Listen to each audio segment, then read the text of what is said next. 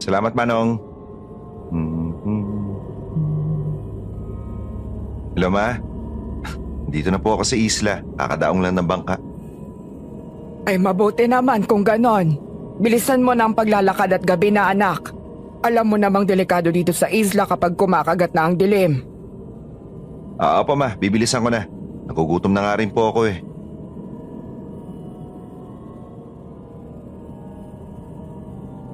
Habang binabagtas ko ang daan patungo sa bahay at dumating ako sa madilim na bahagi ng kaling iyon, doon nagsimula akong makaramdam ng takot. Bigla akong huminto sa paglalakad nang makasalubong ko si Tandang Leroy, isa sa nakatira sa loob ng gubat na may sira sa pag-iisip. 70 years old na ito, pero kung magsalita at kumilos ay parang bata. Nandiyan na siya. Nariyan na ang kalaban. Mag-iingat ka. Oh, Mang Leroy. Ba't nasa labas pa kayo? Kumain na po ba kayo? Hindi pa. Ligaw ko kayo sa bahay. Bibigyan ko kayo ng makakain. Pagkain. Pagkain. Pagkain. Pagkain.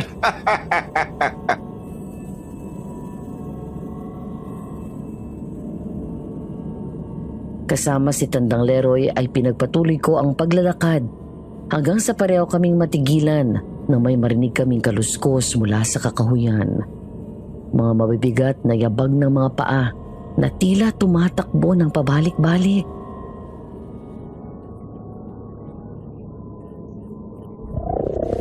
Sino yan? May tao ba dyan? Ayan na siya. Andiyan na siya. Halika na, Saan ka galing? Sa Bible study? Sinasayang mo lang ang oras mo sa ginagawa mo. Talikuran mo na siya at sumama ka sa akin. Sino yung nagsalita? Demonyo! Ahas! Ahas! Bilis na rin ang ahas! Diyos ko, anong tunog na yun? Aswang!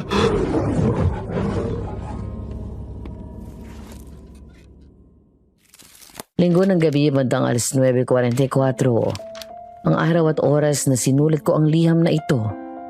Dear Aswang Diaries at Madam Venus, isang mapagpalang araw sa inyo.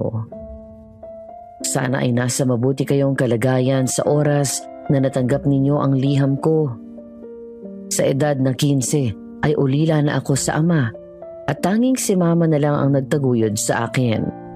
Naninirahan kami sa isang liblib na isla sa Visayas kung saan naninilbihan sa mansyon ng yumaong si Don Amado. Ang bahay na kinatatakutan ng mga residente doon dahil sa matandang paniniwala na isang aswang ang namatay na matanda. Pero sa kabila ng usap-usapan tungkol sa mansyon, nanatili pa rin kaming naninirahan doon dahil na rin sa pangako ni Mama sa asawa ni Don Amado na wag iiwan ng bahay. Habang tinataguyod akong mag-isa ni Mama, pinalaki niya rin akong may matinding takot at pananalig sa Diyos.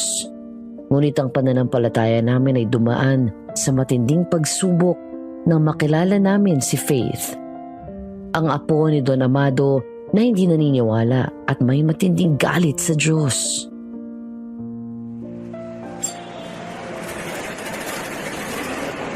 Ma, sino pa ba hinihintay natin dito? Hindi ko ba nabanggit sa'yo? Yung apo ni Don Amado na siyang nagbana ng mansyon. Siya ang darating sa kayong bunso niyang kapatid. May bago na palang may-ari itong mansyon. Paano kapag pinalayas na tayo, Ma? Aba, edi umalis. Babalik na lang tayo sa atin dun sa bukid nun. Pero anong malay mo naman? Baka mabait din sila. Ano ba sinakay nila, Bas? Hindi Ang sabi may susundo daw sa kanila sa airport na sasakyan. Ay, teka. Ayan na yata sila. Ayan na nga. Iyang sakay ng kulay gray na van. Magandang araw ho. Kayo po ba si Ma'am Faith at Sir Gary? Ang mga apo ni Don Amado. Opo, kami nga ho. Magandang araw din po. Kinagagala ko po kayong makilala. Ako po si Esther at ito naman ang bunso kong anak na si Jessie. Kami po ang makakasama ninyo sa bahay. Nice to meet you po. Ako na po magdadala ng gamit nyo. Salamat. Ay, Simon! Halika, tulungan mo nga si Jessie sa mga gamit nila. Opo.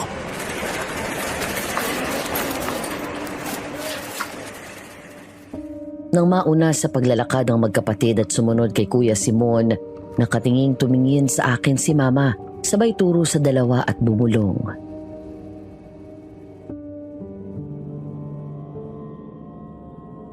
Mukha namang mabait, di ba? Saka ang ganda ni Ma'am Faith. Oo nga po eh. Pero lungkot ng mata niya.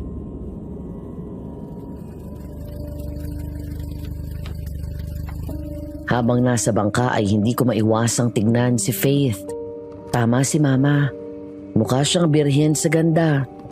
May hawig sa artistang si Karil. Tahimik lang itong nagmamasid sa malawak at kulay asul na karagatan.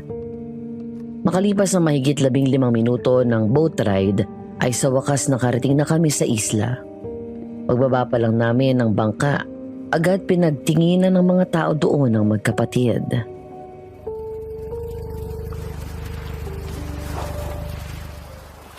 Yun ho ba ang bahay ni Lolo Amado? Ayun na nga ho. Dahil nasa pinakamataas na parte tayo ng isla kaya kitang-kita siya ng lahat. Grabe ang ganda ate. Mukhang magugustuhan ko dito. Medyo pataas lang ho ang daan, pero patag naman ho. At huwag kayong mag-alala dahil dinala namin ang golf cart ng lolo ninyo. Yan ang sasakyan niya noon kapag gusto niyang mamasyal sa buong isla. Sakay na po kayo. Salamat po kay Simon. Walang anuman. Ma'am Faith, mag-ingat po kayo ha. Salamat po.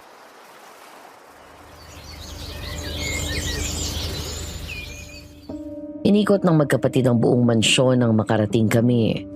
Puro papuri ang narinig namin sa kanila kung gaano kaganda, kalinis at katibay ang bahay na iyon sa kabila ng ilang dekada na ang lumipas. 2 palapag yun at ang estilo ay mukhang sinaunang malaking bahay Kastila na merong 8 silid. Nasa 2 palapag ang mga common areas gaya ng sala, kusina, dining area. Ang mga bintana ay malalaki na sliding at gawa sa kapis shells, kaya malayang pumapasok sa loob ang malamig na simoy ng hangin mula sa dagat.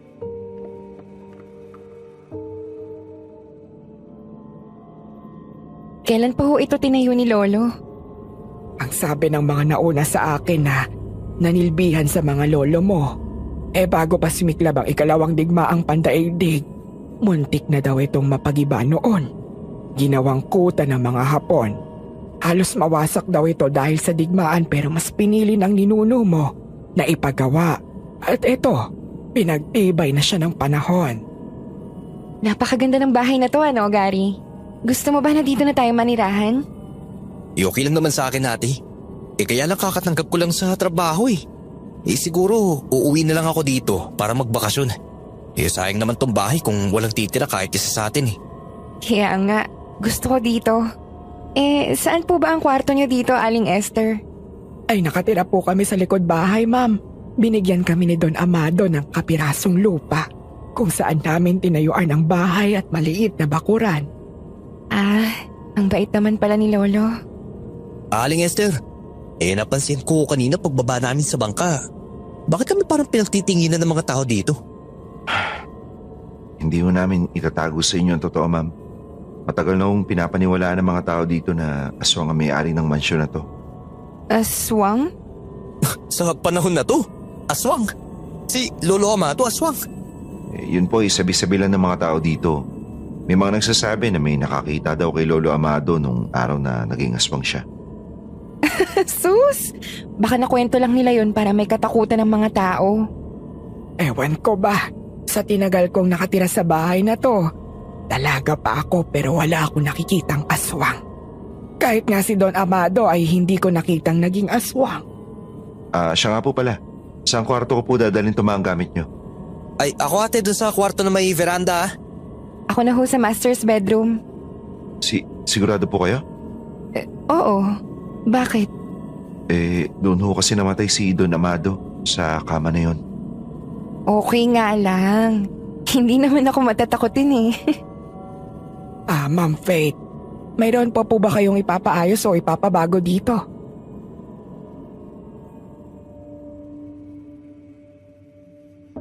Hindi agad sumagot si Faith at sa halip ay lumingon sa paligid. Lumapit ito sa mga picture frame na may imahe ng mga santo at Jesus. Pagkatapos ay tinuro ang mga ito maging ang altar.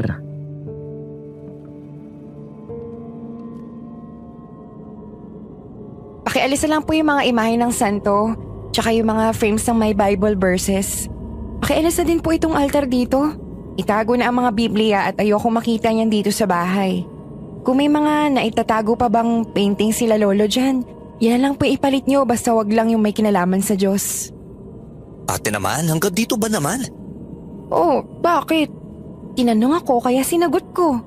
Yun ang gusto ko. Ikaw lang naman ang naniniwala sa mga yan. Sinasabi sa'yo na hindi totoo yan Diyos mo.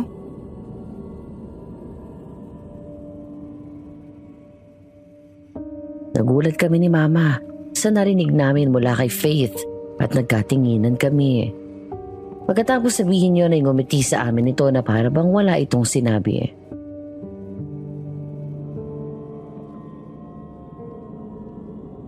At Faith na lang po ang itawag niyo sa akin. Huwag niyo na po akong tawaging ma'am at huwag niyo na rin po akong pinupo. Sige. Okay, tawagin mo lang kami kung may kailangan ka ha. Magpahinga na kayong dalawa at maghahanda na ako ng hapunan natin.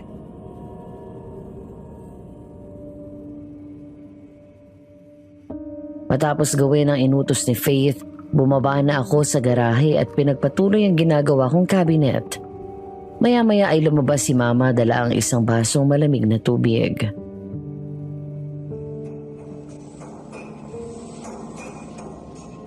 Anak, inumin mo muna ito. Kanina ka pa walang pahinga. Ayos lang po ako. Thank you, Ma. Mama, bakit ka na magsalita yung Faith? Parang allergic sa kahit anong may kinalaman sa Diyos. Kahit ako ay nagulat sa sinabi niya pero yak kung may nangyari sa kanya kaya ganyan ang pananaw niya. Mahirap nang manghusga, 'di ba? Mas mainam na ipagdasal natin siya na hipuin ng Panginoon ang kanyang puso. Pero Mama, ganda niya no? Sayang, kung di ko lang siya amo, liligawan ko yan eh.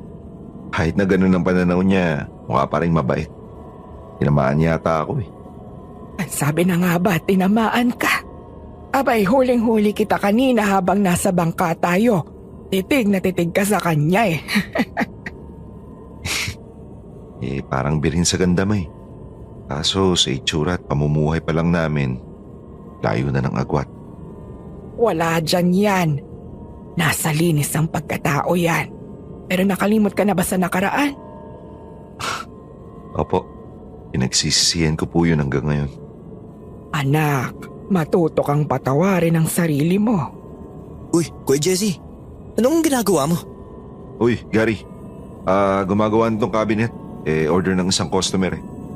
Wow, gumagawa ka ng mga furnitures? Oo.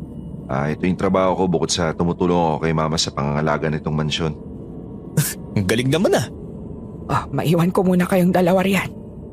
Gary, pwede magtanong? Sige kuya, ano yan? Si Faith, bakit ganun siya? Yung bang pinagtanggal niya yung mga display na may kinalaman sa Diyos? Oo. Malaki ang galit ni ate sa mundo eh. Lalo na sa Diyos. Matagal na dapat kaming pumunta dito pero may mga nangyaring trahedya sa pamilya namin eh. At sa buhay niya. Na dahilan para talikurin niya ang Panginoon. Gaya ng? 5 months ago, namatay sa aksidente ang parents namin. 2 linggo pa lang mula nang mamatay sila. Biglang pumanaw ang bunso namin na kapatid. Aneurysm daw sabi ng mga doktor. Dumagdag pa sa pagluluksa ni ate nang mahuli niya mismo sa mismong kondo nila ang fiancé at best friend niya na may ginagawang kawalang hiyaan. 3 buwan na siyang nilaloko ng mga to eh. Hindi man daw seryoso yung ex niya sa babae. Pero sabi ng babae, pinangakuan daw siya ng ex ni ate. Nahiwalayan siya. Kaya pala. Durog na durog si ate. Ang 2 taong inaasahan niya na makakaramay sa oras ng pagluluksa. Yun, binigo siya. Dahil dun, kinwestiyon ni ate ang Panginoon na bakit sa kabila ng pagsisilbi niya dito kinuha daw ng Diyos ang lahat sa kanya. Mula noon, tumalikod na si ate. Tinapon niya ang Biblia niya. Huminto siya sa pagpunta ng church, pagdarasal, at pagbabasa ng Bible. E mula nun, sinumpa niyang hindi na babalik pa ang pananampalataya niya. Nagagalit si ate kapag naririnig niya ako nagdadasal eh. O kaya nagpapatugtog ako ng mga worship song. Pero naniniwala ka ba na walang imposible sa Panginoon? Oo naman kuya.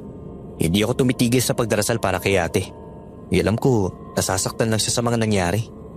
Hayaan mo, mula ngayon, isasama ko na siya sa mga dasal ko. Salamat kuya.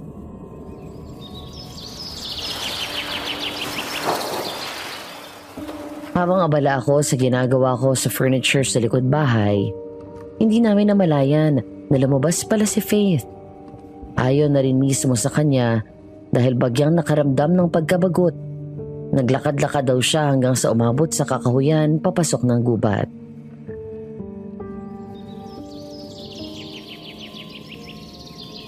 Ma Faith! Uy, Kuya Simon! Nandiyan ka pala. Pauwi na sana ako nang makita ko kayo eh. Ano ho bang ginagawa niyo rito? Wala, namasyal lang. Medyo nakakabagot sa bahay. Hindi pa ako sanay na malayo ako sa kabihasnan. Ay, dito na ho ba kayo mamamalagi? Ako lang ho. Yung kapatid ko, babalik yun sa Maynila dahil sa trabaho niya.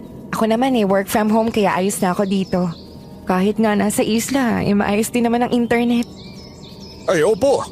Kahit naman ganito dito nagiging moderno na ho. Nakakasabay na sa agos ng buhay. Ay, maraming salamat ho sa lolo ninyo. Dahil ho sa kanya kaya nagkaroon ng kuryente at linya ng komunikasyon dito eh.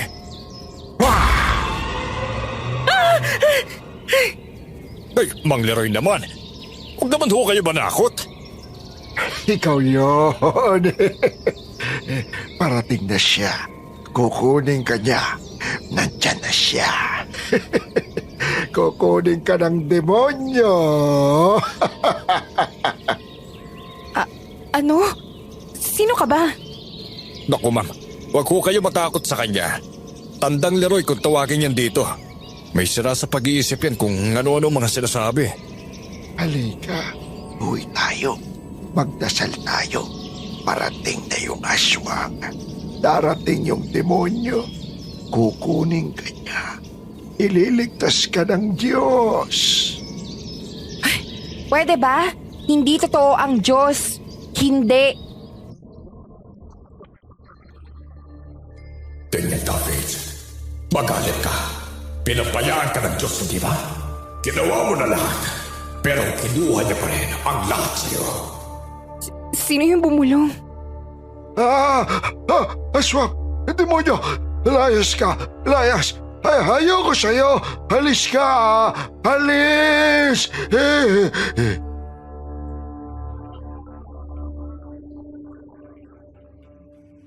Nang lumingon daw sa likuran si Faith, nakita na lang niya na naglalakad daw si Kuya Simon papasok ng gubat. Para daw siyang nahihipnotismo nang lumingon ito na nakangisi na parang niyayaya siya nitong sumama. Umakbang si Faith papasok sa masukal na kakahuyan hanggang sa... Faith? Doon ako dumating. Abala ako sa ginagawa ko nang marinig ko ang boses niya na sumisigaw. Kaya nagmadali akong tumakbo palabas at hinanap siya. At doon ko nga siya nakita sa kakahuyan. Tila wala sa sarili na naglalakad papasok sa gubat. Kaya naman tumatakbo akong lumapit sa kanya at hinawakan sa braso.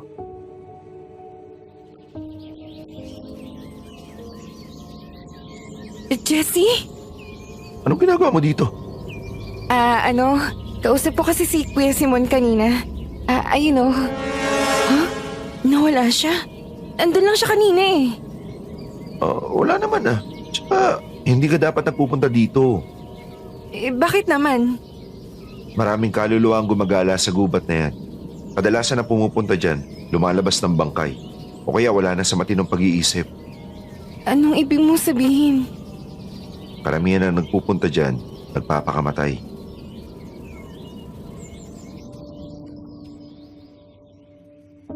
Hindi nakapagsalita si Faith, kaya naman hinila ko na siya palayo doon at tila hindi makapaniwala at bakas sa mukha nito ang gulat dahil sa nalaman. Panay pa ang lingon nito habang palabas na kami ng kakahuyan.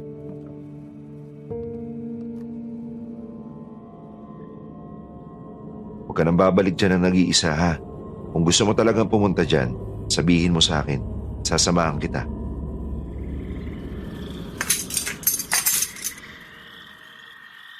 Uy ate, kain na! Sige, susunod na ako. Aling Esther, Kuya Jesse, upo na po kayo. Sumabay na po ulit kayo sa amin. Ay nako, hindi na. Mamaya na lang kami kakain pagkatapos ninyo. Ay si Aling Esther naman oh. Sige na ho. Mula ngayon, lagi na kayong sasabay sa amin kumain. Kapag si Gary bumalik na ho ng Maynila, alangan naman ako na lang mag-isa kakain dito. Kaya maupo na ho kayo.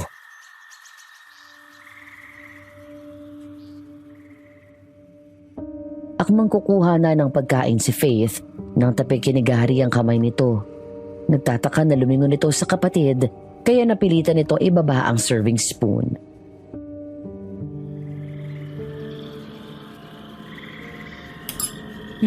Bakit? O magdasal muna. Ay ano ba yan? Bakit pa kailangan ng ganyan? Hindi mo pa ginawa bago mo ako tinawag. Nakita mong ngayon lang nakahain eh. Oh, tawagin niyo na lang ako kapag tapos na kayo sa dasal-dasal na yan. Huwag ka nang umalis. Sandali lang naman eh. Huwag ka sumali kung gusto mo pero huwag ka nang tumayo. Magdarasal lang, kala mo sinisilaban ka na dyan. Hindi ka ba nahiya kay Aling Esther at Kuya Jesse? Diyan sa inaasal mo ha? Mga anak, huwag na kayong magtalo sa harap ng hapagkainan. Hindi maganda ang ganyan, baka magtampo ang grasya. Ay, sorry po. Pasensya na po.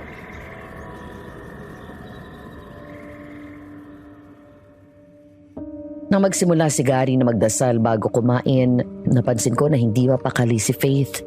Parang gusto nitong tumayo at tumakbo palayo. Hindi naman nagtagal ay natapos na rin yun at si Gary pa mismo ang naglagay ng pagkain sa pinggan ni Faith. Matapos ang hapunan gaya ng nakagawian ko, ako ang nagdo-double check sa mga bintana at pinto sa mansyon bago umuwi sa bahay. Pababa na sana ako nung huminto ako at marinig na bumukas ang isang pinto. Napangiti ako nang makita si Faith.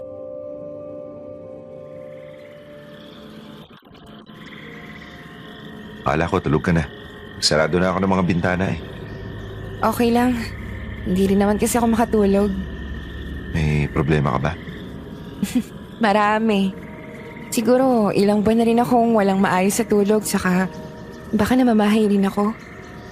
May gusto ka pa bang gawin? Kumain? Wala naman. Busog ako. Gusto ko lang sana magpahangin. Halika, lakad tayo dyan sa bakuran.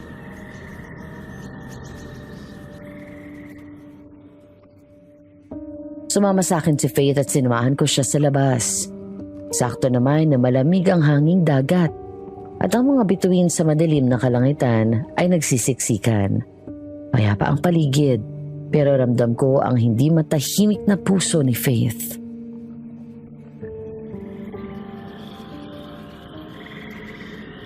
Sorry pero parang alam ko na yung problema ang sinabi mo. Curious kasi ako kung bakit galit ka sa Diyos. Tinanong ko si Gary at nagkwento siya. Namimiss mo ba yung ex mo? Hindi no? Halos nga isumpa ko sila eh. Huling balita ko bago kami umalis ng Manila. Niloko din siya ng ex-best friend ko at bumabalik sa akin. Siraulo rin pala siya. Noong nahuli ko mismo na sila gumagawa ng kababuyan sa sarili naming kondo, bigla ko na lang naitanong sa sarili ko kung may mali ba sa akin? Bakit binabawi sa akin lahat ng mahal ko? Mula sa parents ko, sa kapatid ko, tapos ang fiancé at best friend ko. Mas lalong naliit ang tingin ko sa sarili ko pagkatapos akong lokohin ng fiancé ko. Umaba ang self-esteem ko tapos feeling ko ang pangit ko. Tinanong ko na rin ang sarili ko kung saan ba ako nagkulang. Sigurado naman ako na ginawa mo ang lahat para sa kanya. May mga tao lang talaga na ganun. Hindi makontento. Di ba dapat magpasalamat ka? Saan? Nasinaktan niya ako? Magpasalamat ka na nalaman mo ang totoo niyang kulay bago pa kayo kinasal. Dahil mas mahihirapan ka mag-move on kung kinasal na kayo at saka mo na booking yung panloloko nila, di ba? Ang galing mo mag-comfort ah. Totoo naman yung sinasabi ko eh.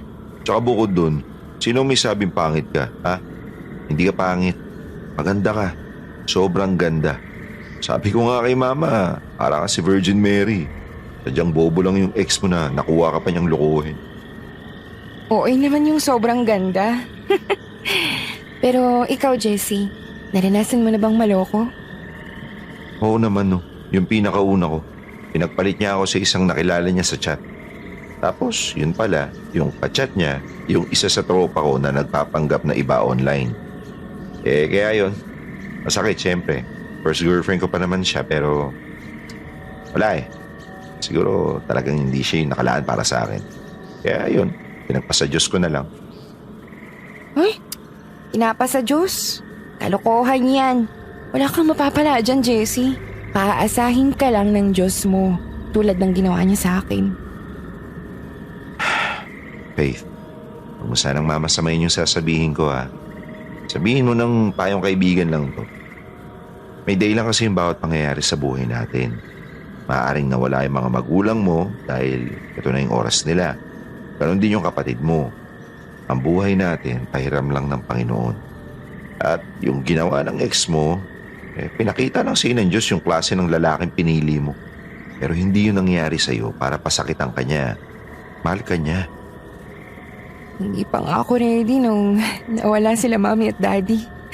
Mas lalo kung hindi naging ready nung mawala ang kapatid ko. Pwede naman yung bawiin eh. Pero bakit sunod-sunod? Pati yung ginawa ng ex ko, bakit kailangan na isang bagsakan? Wala siyang awa. Walang nakakaalam, Faith. Ang tangi lang natin magagawa pagkatiwalaan siya sa mga plano niya sa buhay natin. Iwala. Ginawa ko na yan eh. Binigo niya lang ako.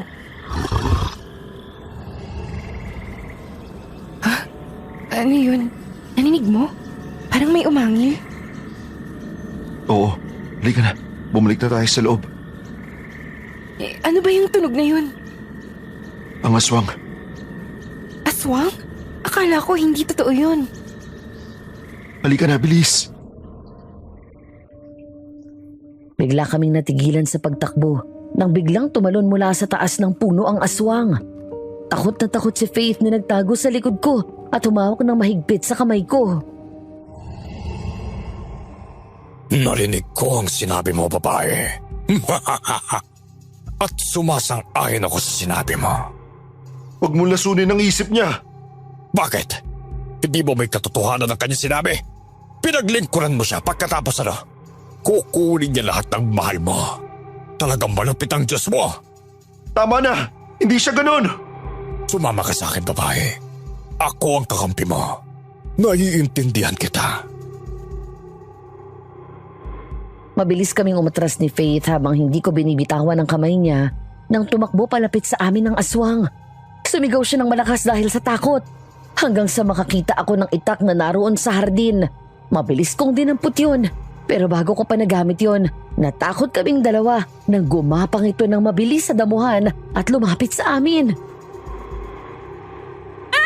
Jessie! Umatras kami hanggang sa masukol kami ng aswang sa pader. Tinutok ko sa kanya ang itak habang nanginginig ang kamay ko sa takot. Minsan ko nang narinig ang angil ng aswang pero hindi ko siya nakita nung unang beses. Ngayon ko lang to nakaharap at nakita na husto ang mukha niya. Labis akong kinilabutan sa tuwing tumatawa ito na parang ang demonyo na mismo ang nakaharap sa amin. Taglay nito ang mata at dila ng isang ahas. Mabilis kapag umaakyat ito sa mga puno. Gumagapang ito ng mabilis sa mga damuhan na parang ahas. Maitim ang kulay ng balat nito at mahilig magtago sa dilim. May mga itim sa mga batalas nitong mga pangil. Mahabang mga kuko at matulis. Kapag pinatay kita ngayon, may liligtas ka ba ng Diyos sa sinasabi mo? Sa pangalan ni Jesus, lumayo ka kampo ng demonyo! Bigla nitong tinakpan ng tenga na parang nabibingi. Pagkatapos ay dumaing ito na para bang tinara ko ng itak doon. Doon ko pinagpatuloy ang pagdarasal at para itong napapaso. Diyos Ama na makapangyarihan sa lahat. Na may gawa ng langit at lupa, sa ngalan ng inyong anak na si Jesus, iligtas niyo po kami sa kapamakan.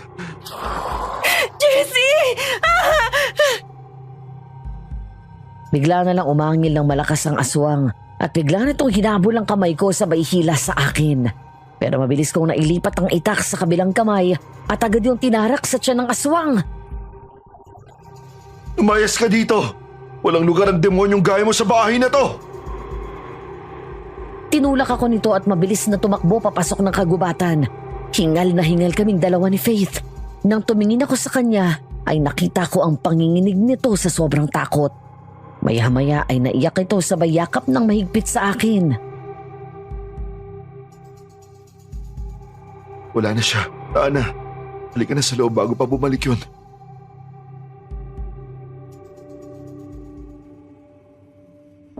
Kinabukasan habang kaharap ni Faith ang laptop, ay bumuntong hininga siya.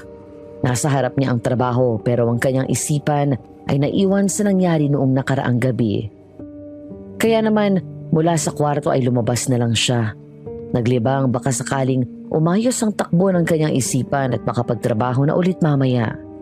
Nang bumaba siya sa bakuran, doon ako naabutan ni Faith na kakababa lang ng golf cart.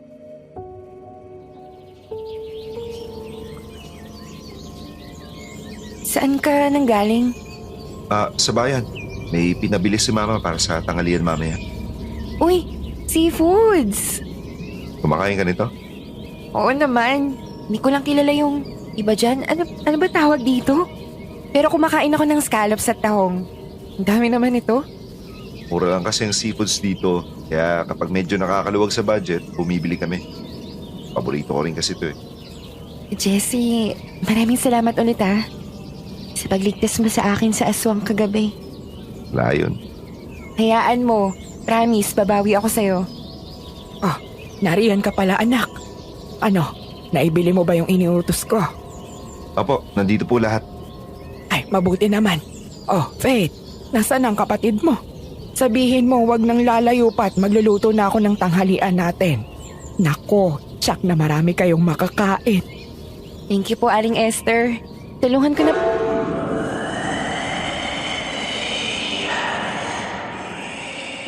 Bigla kaming huminto sa mga ginagawa namin nang mula sa kakahuyan ay narinig namin ang dalawang pamilyar na tinig. Maya-maya ay humahangos na dumating si Gary at Tandang Leroy. Hingal na hingal at namumutla sa takot, lalo na ang kapatid ni Faith.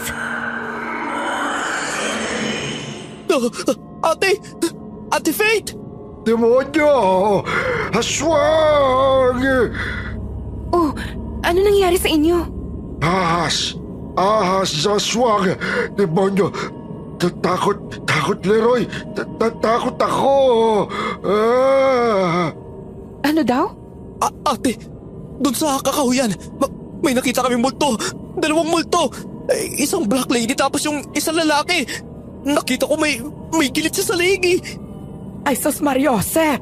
Hindi ba't pili namin sa inyo na wag kayong papasok dyan sa kakahuyan? Sorry po, Aling Esther. Naisip ko po kasi umaga naman eh. Gusto ko lang po maglakad-lakad kasi medyo nababagot na po ako. Maraming ligaw na kaluluwang naninirahan dyan sa gubat na yan. Diyan sila namatay, kaya hindi sila umaalis dyan. Hindi sila matahimik kaya kahit sa umaga, nagpapakita sila. Sige na. Masok ka na sa loob, Gary. Kain, Leroy. Gutom, Leroy. Ay, nagugutom ka? O sige, umasok ka dito at maghintay ka muna dyan sa bakuran, ha? Magluluto pa ako. Hintay, Leroy dito. Sige po, papasok na po kami ni Gary. O, halika na dito.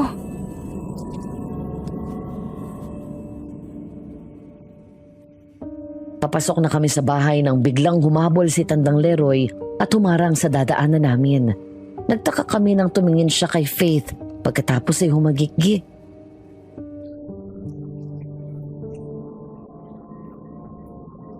Ikaw sunod. Lagot ka. Kukunin ka ng aswang. Yung demonyo. Habol ka niya. Sige na, Faith. Pumasok na kayo. Ako nang bahala kay Mang Leroy.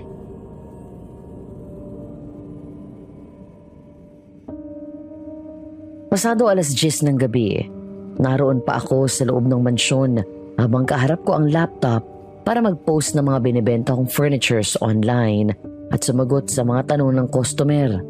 Lumingon ako nang lumabas sa kwarto si Faith.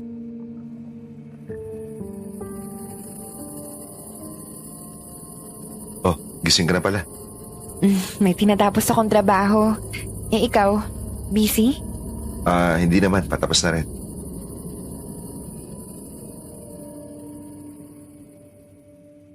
Lumapit si Faith at tiningnan ang ginagawa ko. Napansin ko ang interes nito sa mga gawa ko. Inagaw pa sa akin ito ang laptop at tinignan isa-isa ang mga pictures ng gawa kong furniture.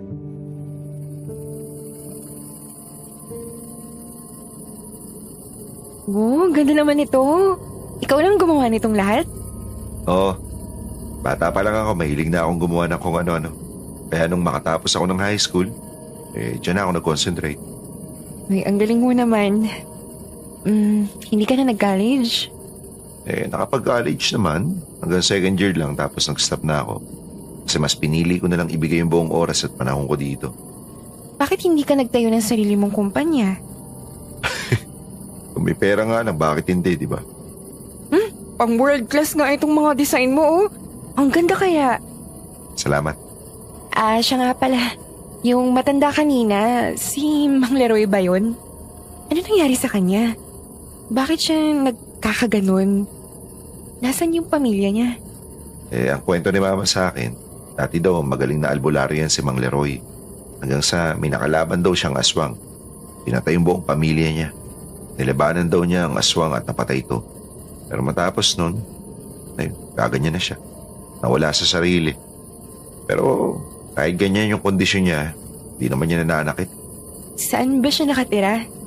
Dyan lang di sa Kakahuyan, pero bandang bungad lang. Kami na nga yung nagpapakain dyan eh. Kapag nagugutom siya, pupunta na lang yun dito. Nakakaawa naman. Minsan nga ako pa nagpapaligo dyan eh. Ang bait mo naman pala, Jessie. Ang sipag mo pa. Maswerte siguro yung babaeng papakasalan mo. Teka. May girlfriend ka na ba?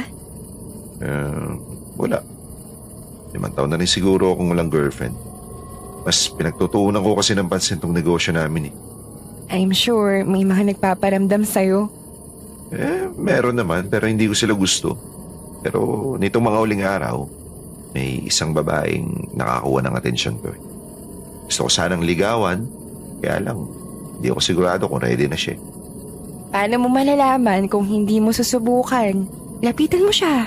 Sabihin mo sa kanya yung mga nararamdaman mo. Sa tingin mo kaya magugustuhan niya ako? Walang duda. Tall, dark, and handsome ka. EDC kung baga. Alam mo yung mala Richard Gomez yung batang-bata pa siya na kayo manggi pero gwapo. Tapos mabait ka pa, masipag. Ano bang hanapin ng babae sa'yo? Sige sabi mo yan Mag-iipon ako ng lakas ng loob tapos saka ako magsasabi sa kanya. Basta ipapakilala mo sa akin. Ano yun? Jessie, baka yung aswang. Bigla kaming tumayo nang marinig namin ang tunog na yun na tila galing sa isang mabangis na hayop. Ang malakas na paghinga nito, agad kong hinawakan ng kamay ni Faith at hinila siya palayo sa bintana. Napayakap siya sa akin sa sobrang takot sa mga sumunod naming narinig habang ako ay labis ang kilabot na naramdaman. Ang aswang nga. Anong gagawin natin? Parang nanlaki ang mata ko nang marinig ang kakilakilabot na tawa na yun ng demonyo. Nang mga sandaling iyon, alam ko na hindi lang aswang ang kalaban namin, kundi ang mismong demonyo na. Mahigpit kong niyakap si Faith nang biglang mag-ugaan ang mga gamit sa paligid. Ang mesa, chandelier, ang mga bintana, mga cabinet at figurine na isa-isang naglaglagan. Jessie! Sa bintana! Lalo kaming napaatras nang dahan-dahang bumukas ang bintana at sumilip ang aswang na mukhang ahas. Tumawa ito at napuno ng tawa ng demonyo ang buong paligid. Hanggang sa naalala ko ang tinuro ni Mama. Kasama si Faith ay kumuha ako ng asin. Pagkatapos ay binato ko yun sa aswang. Saka sinamahan ng dasal. Panginoon, alam kong nariyan ka at nakikinig. Tulungan niyo kami at iligtas muli sa kampo ng kadiliman. Nakahinga kami ng maluwag ni Faith nang sa wakas ay umalis ang aswang. Biglang kumalma ang paligid at naghari ang katahimikan. Wala na kaming ibang narinig kundi ang mga kuliglig at ang tunog na alon ng dagat. May gusto na naman siyang kunin na buhay. Ma, kanina ka pa dyan? Agad akong tumakbo dito nang marinig ko ang ingay mula sa mga gamit na nahuhulog. Nakita ko ang aswang. Bumalik na naman siya. Ang serpiente. Serpiente? Nagmamadaling kinuha ni Mama ang asin mula sa akin at nilagyan ng hamba ng mga bintana. Pagkatapos ay sinarado yun, saka humarap sa amin ni Faith. Ngunit ang tingin niya ay pumukol kay Faith.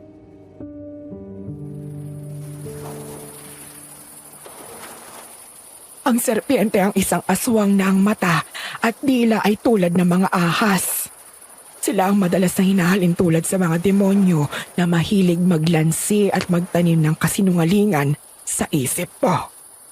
Palagi nga silang magpapakita sa'yo hanggat sa ma-hypnotize ka at sundin mo ang gusto niya. Kaya mag-iingat kayo, lalo na ikaw, Faith. Ang gustong-gusto nilang biktima ay ang mga taong tumalikod na sa Diyos. Ma, saan ba galing ang aswang na yan? Nung nakaraang taong pa nang huling magparamdam ang aswang na yan eh. Akala ko wala na sila. Hindi gaya ng mga ordinaryong aswang na pumapatay halos gabi-gabi. Ang serpiente ay minsan lang sa isang taon kung lumabas. Ang galit ng puso ng isang tao ang bumubuhay at nagbibigay ng lakas sa kanya. Ang mga taong nagpakamatay dyan sa gubat, hindi lang sila nagpakamatay dahil sa problema nila. Nilansi sila ng serpiente. Nilamon ng isip. Hindi ba't ang iba sa mga bangkay ng taong natatagpuan dyan wakwak ang tiyan? Yun ay dahil isang beses lang kada isang taon lang sila kumakain ng laman ng tao. Kung ganun, sinasabi niyo ho ba na ako ang binabalikan ng aswang dito? Oo, dahil nararamdaman niya ang matinding galit sa puso mo. Tuwang-tuwa ang mga demonyo kapag may taong tumatalikod sa Panginoon. Kaya hanggat maaga pa, Faith, mag-isip ka ng mabuti bago pa mahuli ang lahat.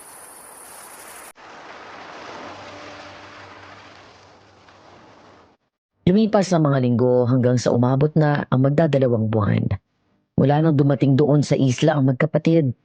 2 linggo lang nagbakasyon doon si Gary at umuwi ng Maynila dahil sa trabaho. Habang si Faith ay mas pinili na maiwan doon. Sa pagdaan ng mga araw na palagi kaming magkasama, ang naramdaman ko na paghanga nung unang beses kaming nagkakilala ay mas lumalim pa. Faith! Agad lumingon si Faith nang marinig niya ako. Kumaway ako sa kanya at ngumiti. Ganon din naman ang ginawa ko, pero nakikita ko pa rin ang lungkot sa kanyang mga mata. Lumapit ako kay Faith at naupo sa tabi niya. Pagkatapos ay sabay naming pinagmasdan ang asul na karagatan.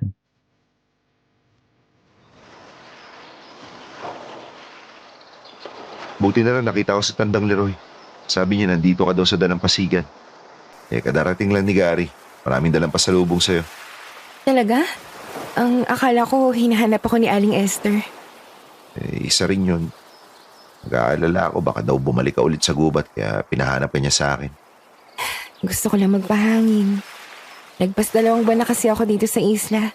May mga araw na gusto ko nang bumalik ng Maynila. Mula noong huling magparamdam ang aswang. Hindi na nga siya nagpakita pa pero parang sa panaginip naman niya ako ginugulo. Halos gabi-gabi nagpapakita siya sa panaginip ko. Nakikita ko na kinukuha niya ako at sinusunog ako sa dagat ng apoy. Sa takot ako, Jessie. Alam mo na sa sarili mo kung ano yung makakapagpalaya sa'yo mula sa panggugulo ng mga demonyo. Tumawag ka lang sa kanya, Faith. Bumalik ka sa Panginoon. Maghihintay lang siya sa'yo. Ayoko nang umasa at mabigo ulit. Baka sa huli may kunin naman siyang mahal ko sa buhay. Diba kaya naman ng mga albularyo na patayin ng aswang? Lapit na lang tayo sa kanila. Sana hindi pa uli ang lahat bago mo ma-realize na wala kang ibang kailangan kung hindi ang Panginoon. Huwag na natin pag-usapan yan. Change topic na lang tayo. Ganto, tungkol na lang dun sa babaeng gusto mo. Ano tungkol sa kanya? Anong pangalan niya? Wag na. Di mo na kailangan malaman. Ano ba ang gusto mo sa isang babae? Maganda. Marunong magluto, mabait, malambing. Higit sa lahat, may takot at pananalig sa Diyos.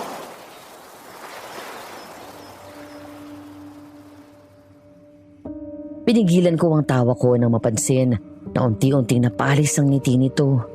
Binalik na lang nito ang tingin sa dagat kaya napailing na lang ako. Maya-maya ay hinawakan ko na siya sa kamay sabay hila sa kanya palayo.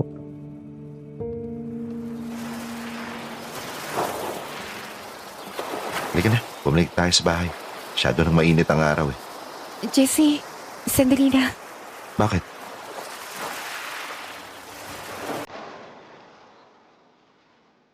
Nagulat ako sa sunod na ginawa ni Faith na biglang akong halikan nito sa labi.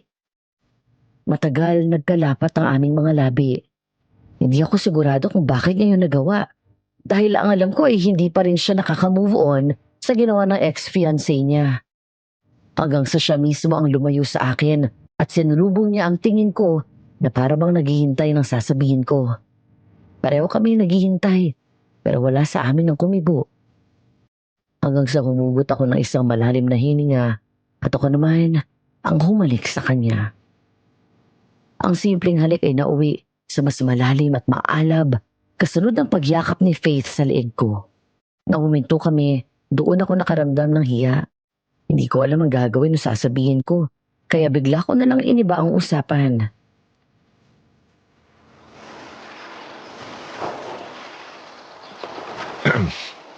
Halika na. Maghihintay na si Mama.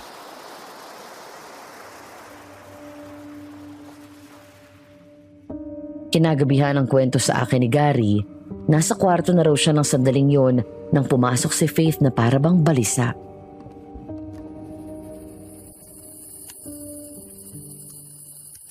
O ate, bakit? May problema ba? May aswang na naman ba? Bakit ka nandito? Kasi may ginawa akong kalokohan kanina. Ano? Pumasok ka doon sa gubat? Hindi yon. Nasa dagat ako kanina eh. Anong kalokohan yung sinasabi mo? Inalikan ko si Jessie. Ano? Totoo ate? Gusto mo si Kuya Jesse? Hindi ko alam. Hindi ko nga rin alam kung bakit ko siya hinalikan eh. Basta ginawa ko lang, tapos nung nilayo ko yung labi ko, siya naman yung humalik sa akin. Matagal nga eh. Tapos wala na rin siya sinabi at pagkatapos nun, hindi na rin niya ako kinibo.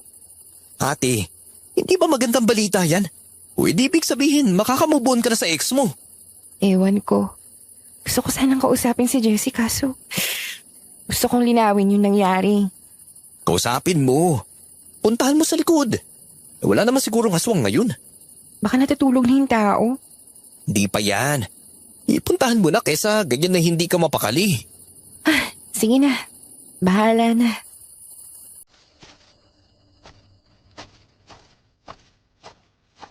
Mula sa bahay ay bumaba si Faith at lumabas papunta sa likod. Pero hindi natuloy ang pagkatok niya sa bahay nila Jessie nang mapalingon siya. Ang kwento sa akin ni Gary, nakita daw ako ni Faith palabas ng bakuran na may kasamang babae. Dali daw tumakbo si Faith papunta sa may gate at sinundan ako hanggang sa labas. Nakita ni Faith na naglakad ako kasama ang babae. Nakaakbay at ang sweet namin ng babae sa isa't isa. Hanggang sa makarating sa bahay nito, kung saan bago pumasok ang babaeng kasama ko, ay matagal pa daw kaming nagyakap at hinalikan ko siya sa ulo. Tumakbo pabalik si Faith. Umiiyak at labis na nasaktan sa kanyang nakita. Hindi niya ako hinintay o nagtanong muna kung sino ang kasama ko. Habang ako naman ng mga panahong yun, ay walang kaalam-alam na may iba na palang tumatakbo sa isip ni Faith. Nang gabing yun, malapit na siya sa bahay. Nang mula sa taas ng puno, tumalo ng aswang at humarang sa daanan niya. Huwag mo sasaktan. Hindi kita sasaktan. Ako nga ang kakampi mo dito, hindi ba? Lahat sila naniniwala sa Diyos. Ako? Hindi. Kaya ako lang ang nakakaintindi sa iyo, Faith. Hindi tayo magkaaway. Ano bang kailangan mo sa akin? Nakita ko ang ginawa sa'yo ni Jessie. Gaya rin siya ng ex mo, Faith. Walang kwenta. Pinaasa ka niya. Matapos kang halikan kanina, may iba na kagad siyang pinalit sa'yo? Ang akala ko, kakampi ko siya, na maiintindihan niya ako. Pagkatapos niya akong halikan kanina, may iba pala siyang babae. Tama. Ganyan nga, Faith. Magalit ka. Kamuhian mo sila. Isumpa mo sila sa galit. Pareho sila at ng Diyos na sinasamba nila. Malupit at walang awa. Walang ibang nakakaintindi sa'yo, kundi ako lang. Wala ka nang kakampi kundi ako, Faith. Kahit ang sinasamba mong Diyos doon, pinababayaan ka. Pero ako, hindi kita iiwan. Lahat sila mga walang kwenta. Hanggang kailan ako masasaktan ng ganito? Hindi mo sila kailangan sa buhay mo, Faith. Hindi mo kailangan ng Diyos sa buhay mo. Sa akin, lahat kaya kong ibigay sa'yo. Lahat ng gusto mo, sabihin mo lang. Basta't sumama ka sa akin. Sumama ka.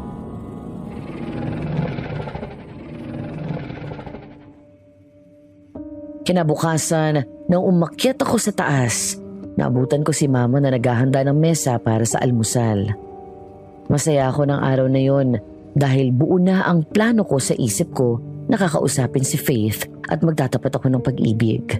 Matapos ang nangyari kahapon, nabigyan ako ng lakas ng loob na may pag-asa ako sa kanya.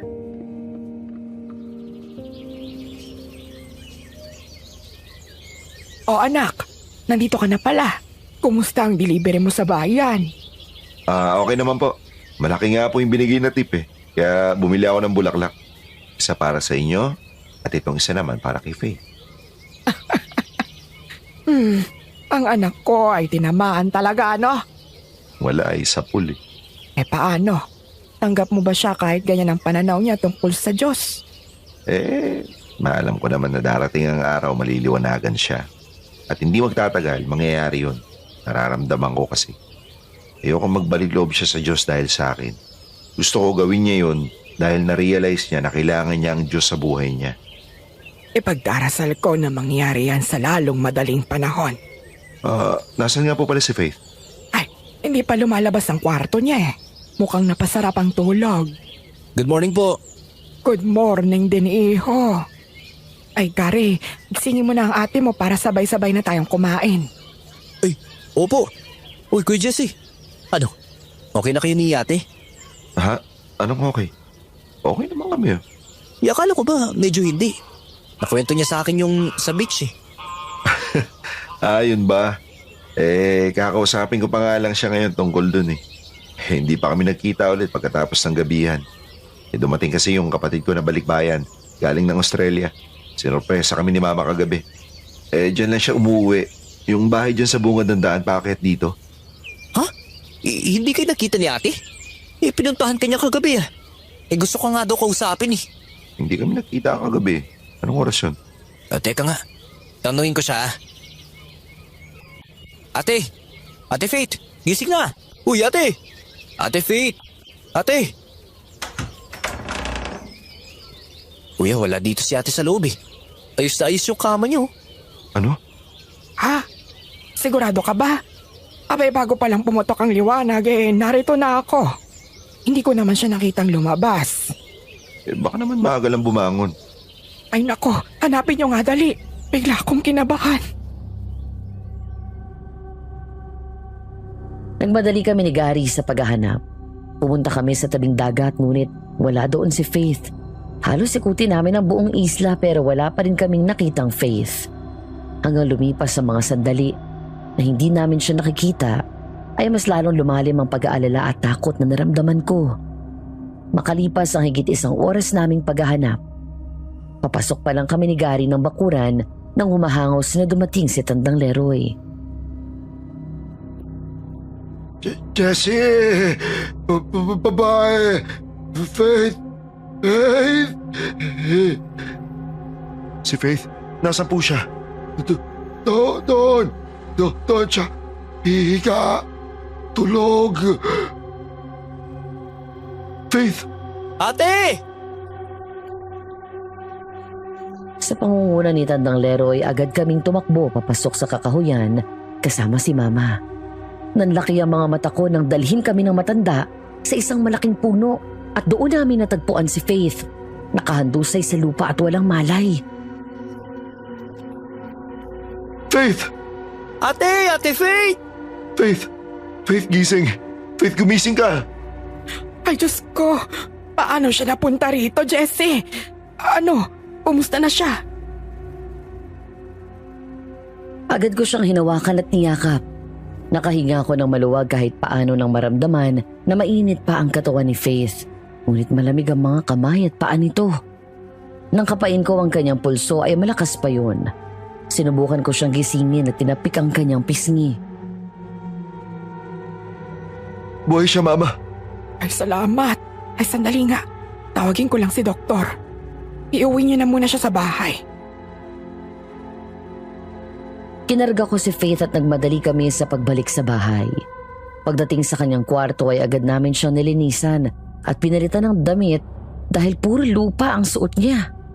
Habang hinihintay si Mama ay sinubukan ulit namin siyang gisingin.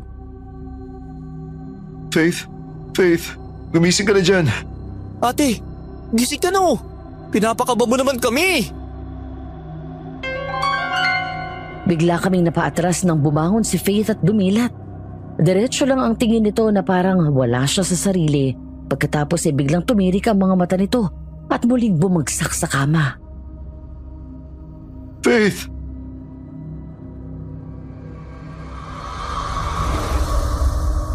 Lumingon ako kay Gary nang lumabas ito ng silid ni Faith. Hanggang ngayon ay wala pa rin itong malay. Ilang oras na ang nakalilipas mula nang matagpuan namin siya sa kakahuyan. Kakaalis lang ng doktor na kakilala namin at si Mama naman ay naiwan kay Faith.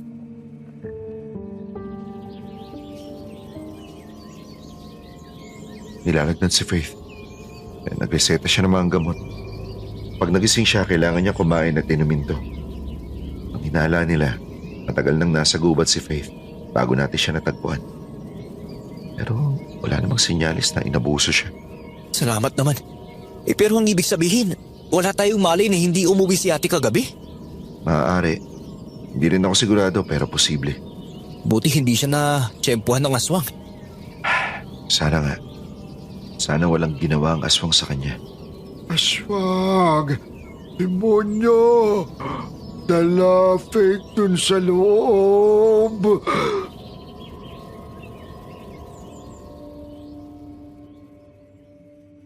Lumingon kami ni Gary at nakita namin si Tandang Leroy na nakaupo sa gilid ng hagdan. Mas naging doble ang pag-aalala ko dahil sa narinig ko. Agad akong lumapit sa matanda at naupo sa tabi nito.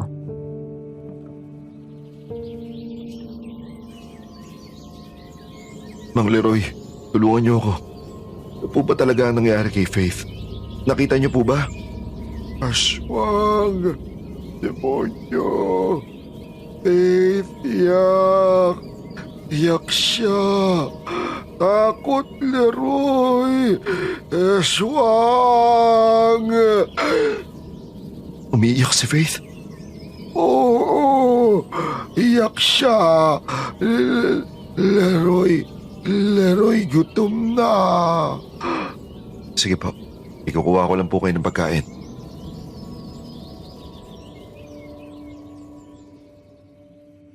Matapos ko magbalot ng pagkain para kay Leroy, ay ibinigay ko yun sa kanya at nagmadali ito sa pag-alis.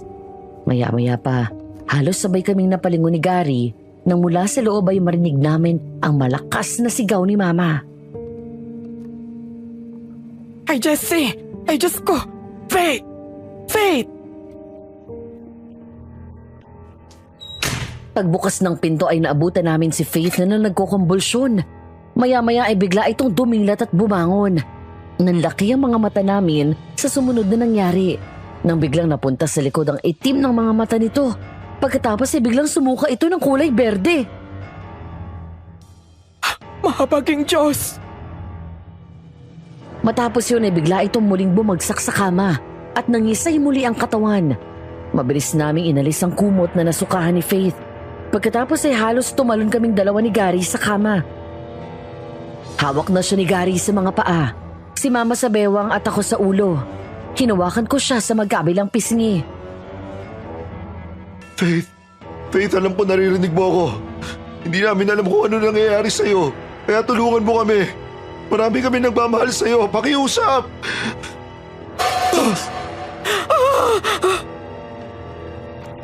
Nabitawan namin si Faith nang wala sa oras. Nang bigla itong umangat mula sa kama at lumutang sa hangin ng nakahiga. Pagkatapos ay dumilat at nanlilisik ang mga mata na pinukol kami ng tingin. Labis ang pangingilabot namin sa mga sumunod na nangyari, Madam Venus.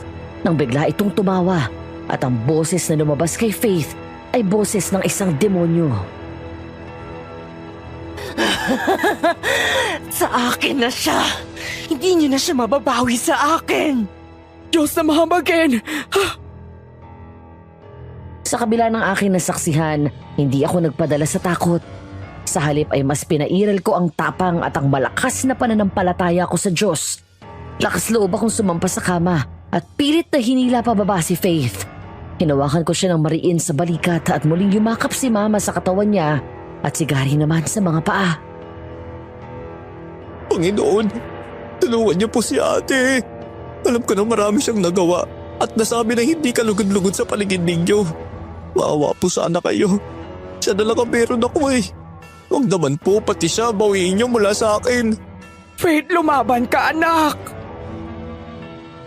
Ilang sandali pa ay unti-unti na itong kumalma.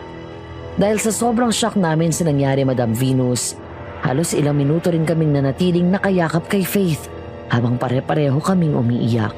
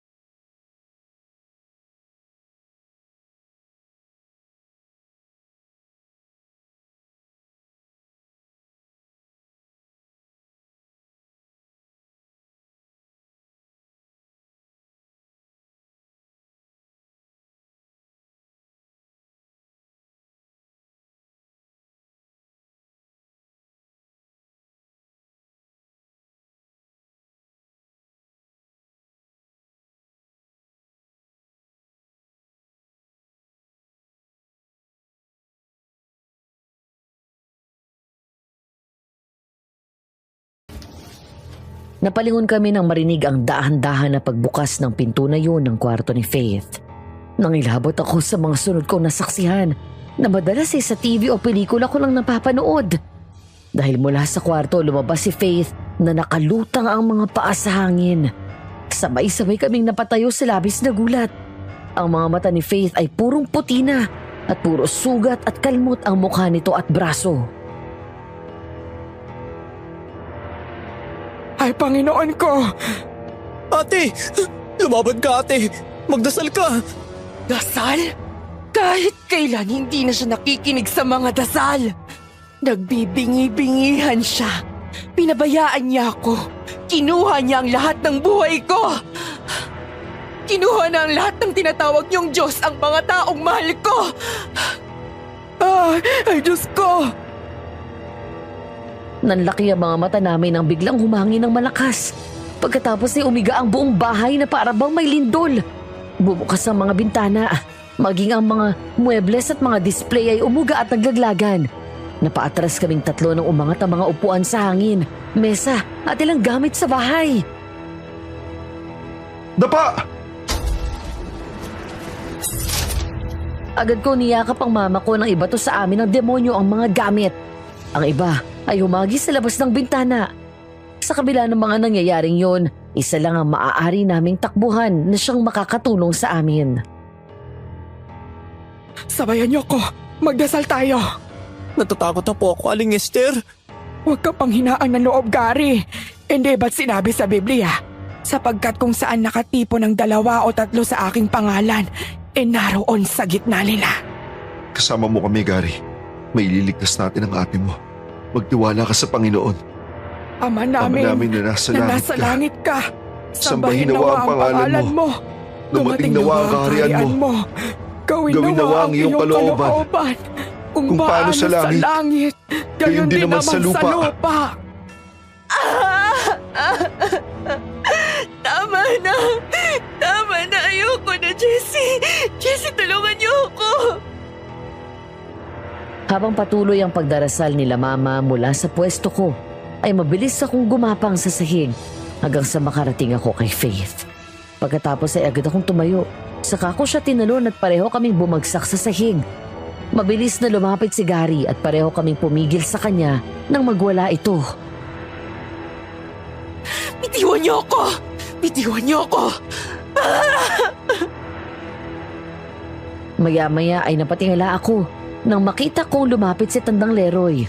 May hawak itong bote na may laman na langis at kung ano-anong dahon at sanga sa loob. May sinabit ito kay Faith, isang kwintas na ginto na may pendant na krus.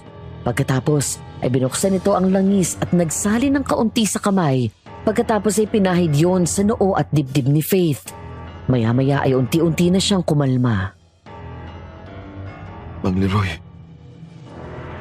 Faith, tulog na. Faith.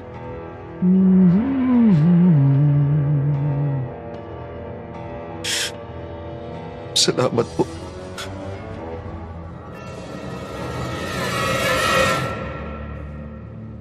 Madaling araw nang magising at magwala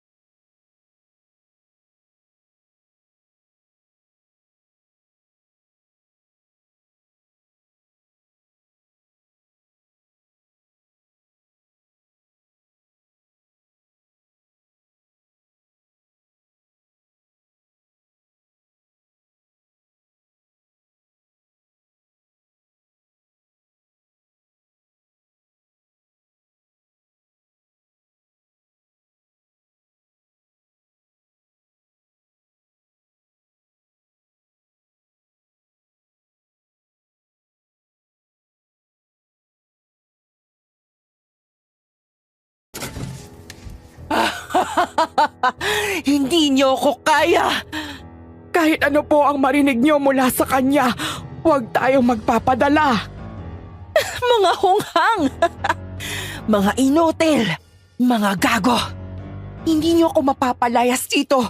Hindi niyo alam kung paano ako mapapalayas dito! Aalis na ako. Magpapasama ako kay Mang Leroy. Hahanapin ko yung aswang. Mag-iingat ka, anak.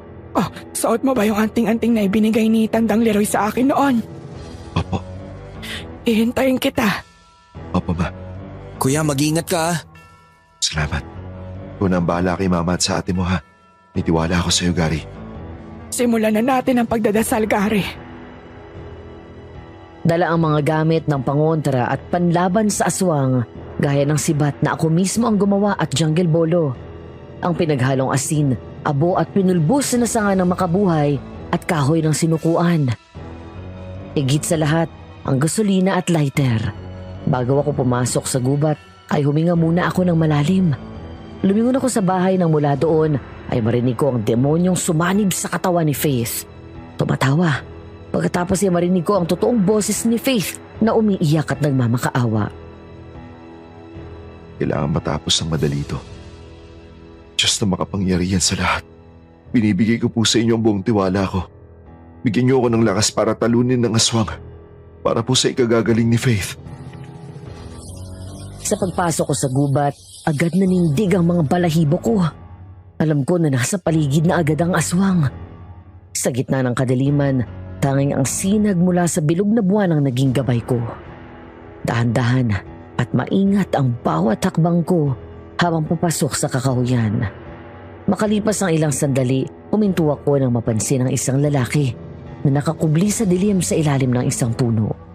Kumunot ang noo ko dahil mula doon ay narinig ko ang mabilis at paulit-ulit niyang pagsambit ng mga salitang estranghero sa pandinig ko at ang kanyang mga mata ay nakatingin sa mansyon. Hanggang sa katagalan, unti-unti kong nakilala ang boses nito.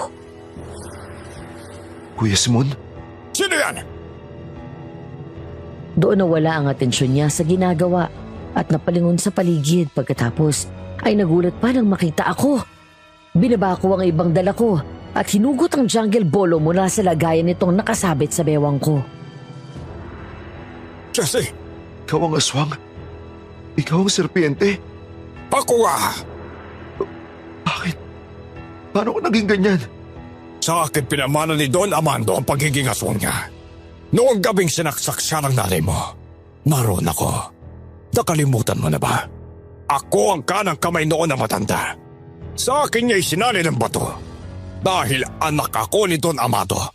Nabuntis niya ang nanay ko na dating nalinilbihan sa kanya. At ikaw ang nagtutulak sa mga taong namatay dito sa gubat para magpakamatay? Hindi ba dapat magpasalamat sila sa akin? Dahil tinutulungan ko silang matapos ang problema nila. Demonyo ka nga. Hindi pagkitil sa sariling buhay ang solusyon sa problema. Ngayon alam mo na, may magagawa ka pa ba? Meron! Papatayin kita! Nang lumabas ito sa dilim, isa ng ganap na aswang ang itsura nito. Bahagya akong umatras at hinanda ang sarili sa pagsugot nito sa akin na namang oras. Isang malademonyong tawa ang narinig ko mula sa kanya. Ang isang tulad mo, papatayin ako? Mahina, Jesse. Mahina ka. Hindi mo kaya! Bakit mo ginawa to kay Faith? Ha? Anong ginawa mo sa kanya? Ang ginawa ko, binigay ko lang ang hiling niya. Galit siya sa Panginoon niyo. Sabihin mo binulag mo siya sa katotohanan. Ganyan kayong mga demonyo. Kung ano-ano kasi nungalingan ang binulong mo sa kanya para mas lalo siyang magalit at tumalikod sa Diyos. Hindi ko nakasalanan kung mahina ang pananampalataya niya. At ang mga kagaya niyang walang pananalig sa Diyos ang kailangan ko. Dahil ang mga katulad niya, siya ang nagbibigay sa amin ng lakas. Sa aming kampo ng Lucifer! Lumayo ka kay Faith! Huli ka na para dyan. Jesse! Dahil nakuha ko na namin ang kaluluwa niya. Hindi ikaw ang Diyos para magdesisyon ng ganyan. At hindi ko siya ibibigay sa'yo.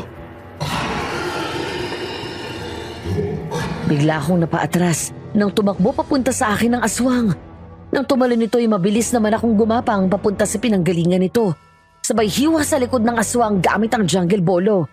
Pagkatapos ay mabilis kong sinira ang plastic kung saan nakalagay ang asin. Saka yun binato sa aswang.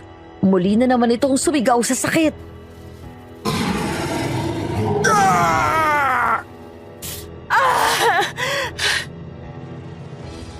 Napatingala ako nang marinig din na sumigaw ng malakas si Faith mula sa bahay. Nang bumagsak ang aswang, bumalik ang tingin ko sa kanya nang tumawa ito ng malakas. Sige Jesse, saktan mo ko. Dahil sa bawat sugat na matatamo ko, lalabas yun sa katawan ni Faith.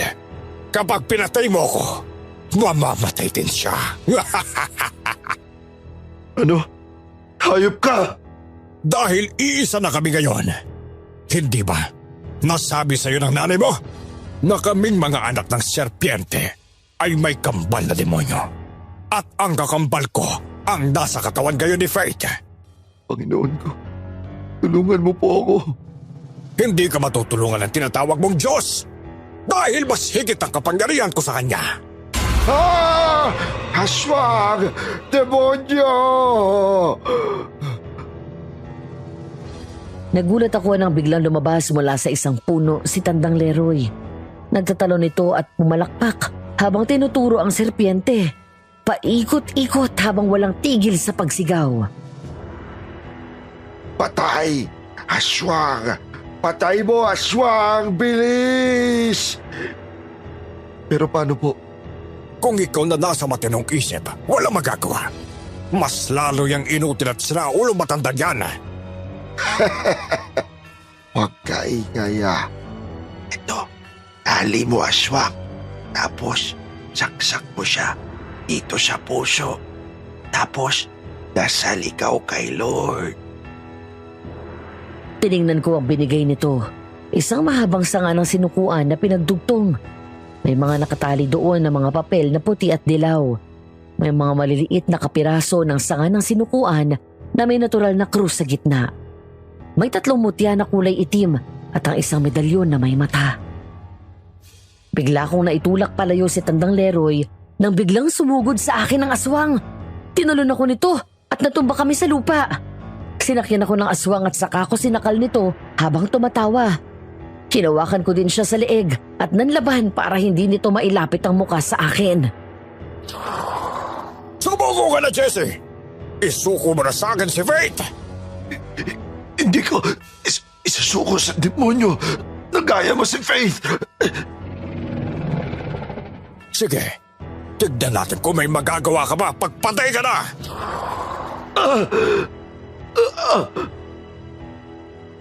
Napaungol ako sa sobrang sakit na naramdaman ko matapos tusukin ng mahaba nitong kuko ang balikat ko. Sadya nitong dahan-dahan akong kinalmot ng malalim hanggang sa hindi ko na natiis at sumigaw ako ng malakas.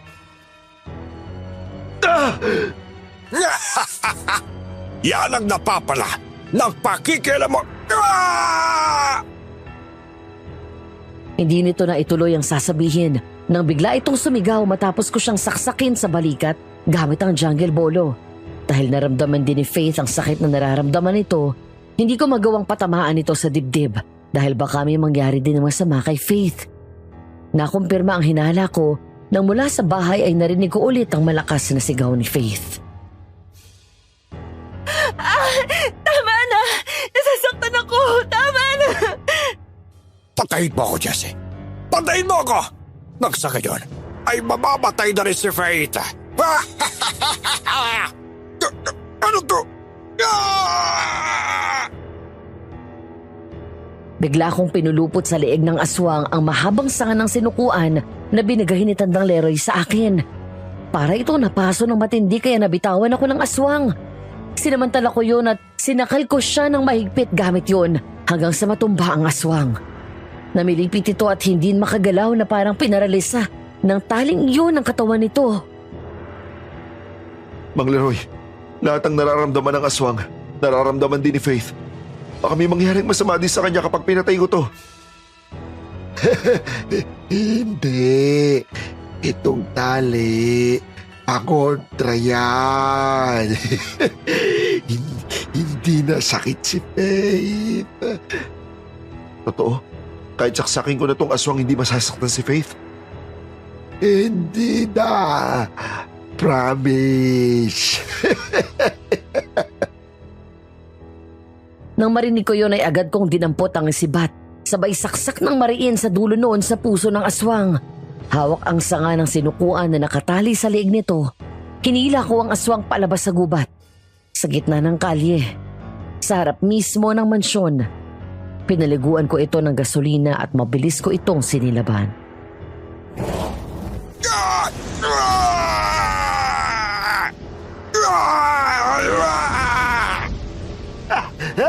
Wala na aswang!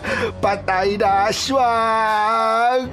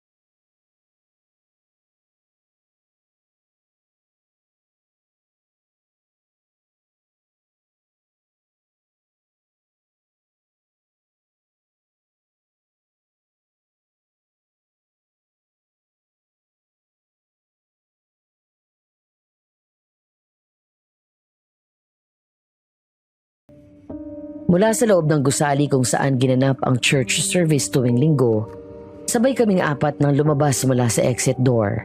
Ako, si Mama, si Faith at si Mang Leroy.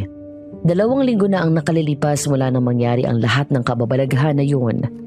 Matapos ng gabing yun, ay bumalik ang mas pananalig sa Diyos ni Faith. Sa kabila ng lahat, mas pinili niya pa rin na manatili at doon na manirahan sa amin kasama ni Mama. Habang si Gary ay bumalik na ulit sa Maynila. O anak, mauna na kayo sa bahay at may dadaanan pa ako sa palengke. Kaya ko na to at kasama ko pa naman tong si Leroy. Kahit ganito to napapakinabangan ko to. Nang makarating kami sa bahay matapos ang mahigit na 15 minutes na boat ride, agad naglakad si Faith papunta sa bagong kwarto na tinutuluyan niya.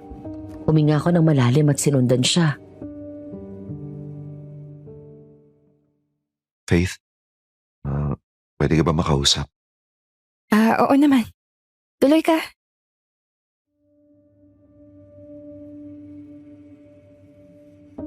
Sumunod ako sa sinabi niya at naupo sa gilid ng kama. Lumapit sa akin si Faith at naupo sa tabi ko. Nang lumingon ako sa kanya, hindi ko napigilan na mapangiti. Unti-unti nang naghihilom ang mga sugat nito sa mukha. Ang kagandahan nito ay muling bumabalik sa dati. Napangiti si Faith nang hawakan ko siya sa pisngi at hinaplos.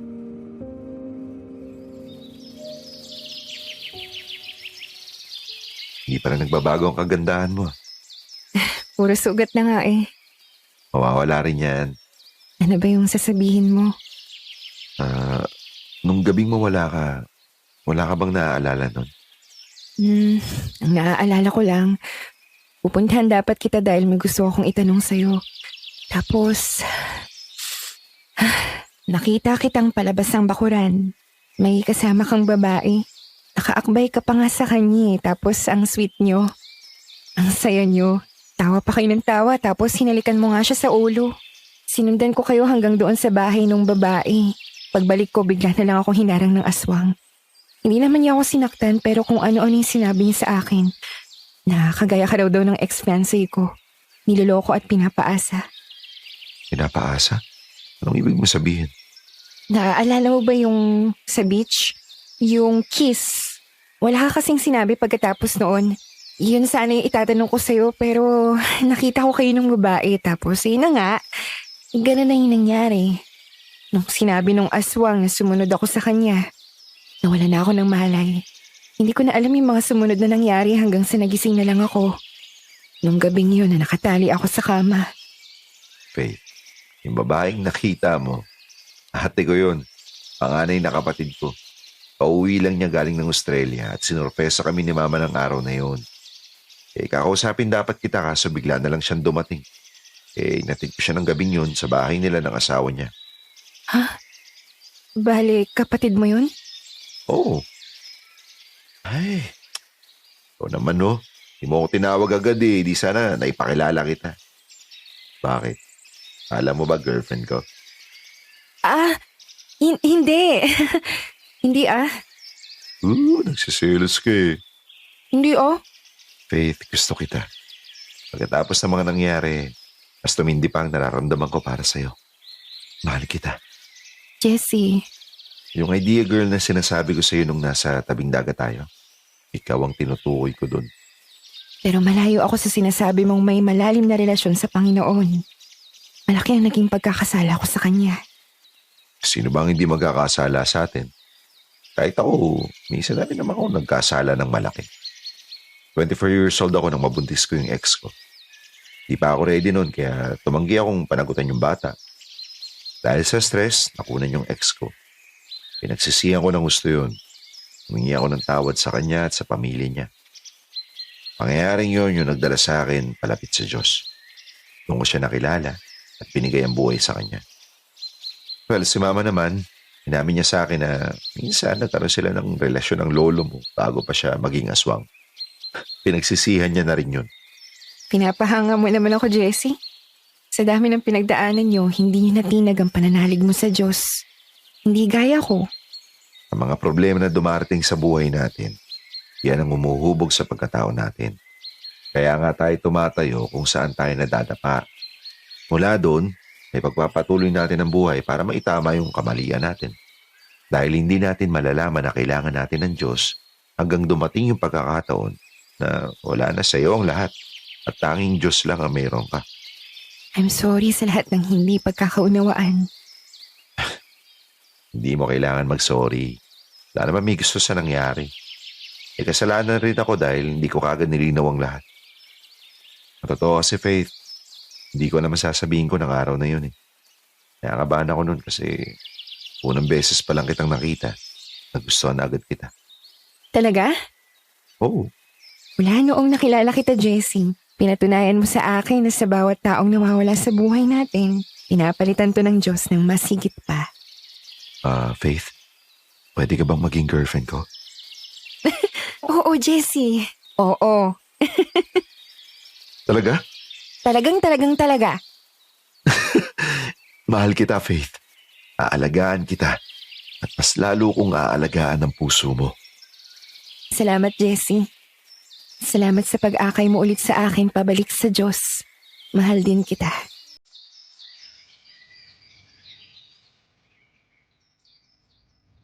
Kinuha ko ang kamay ni Faith at hinalikan iyon bago ko siya hinalikan sa labi.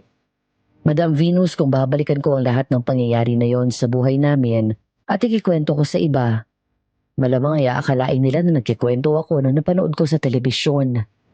Sana nga ay hindi totoo ang lahat ng yun.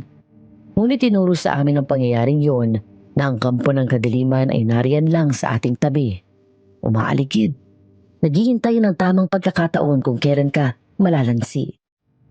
Kaya nilang magtanim ng mga kasinungalingan at lasunin ang isip natin sa maling paniniwala. Pero pinatunayan din sa akin ang mga nangyaring iyon kung gaano kalakas ang kapangyarihan ng Diyos. Hindi mo natin maintindihan kung bakit tayo nasasaktan. Iniwan ang mahal natin sa buhay. Nabibigo o kung ano pa man. Ang tangi lamang natin gawin ay magtiwala sa Kanya. Sa ngayon ay mag-asawa na kami ni Faith at may 3 anak na. Dito pa rin kami naninirahan sa isla at kada 6 na buwan ay pumupunta si Gary dito para dumalaw. O kaya naman ay kami ang nagbabakasyon sa Maynila. Ang furniture business ko mas lumaki pa at ngayon ay may sarili na kaming maliit na kumpanya na namamahala ng lahat. Si Tandang Leroy naman matapos ang gabing yun ay tuluyan na namin kinupkop. Pinalipat kami ni Faith sa mansyon at doon namin pinatira si Tandang Leroy sa maliit naming tahanan sa likod bahay. Ngunit makalipas ang 3 taon, pumanaw din si Tandang Leroy sa edad na 73 years old matapos itong hindi na nagising mula sa pagtulog. Madam Venus, sana'y may natutunan kayo sa aking kwento. Naway, mas matuto tayong magdasal at kumapit sa Panginoon anumang oras. Bago ako magtapos ay iiwan ko sa inyo ang mensaheng ito mula sa Proverbs 3 verse 5 to 6. Trust in the Lord with all your heart and lean not on your own understanding. In all your ways, submit to Him and He will make your paths straight. Hanggang dito na lamang at maraming salamat sa inyo. Nagmamahal, Jessie.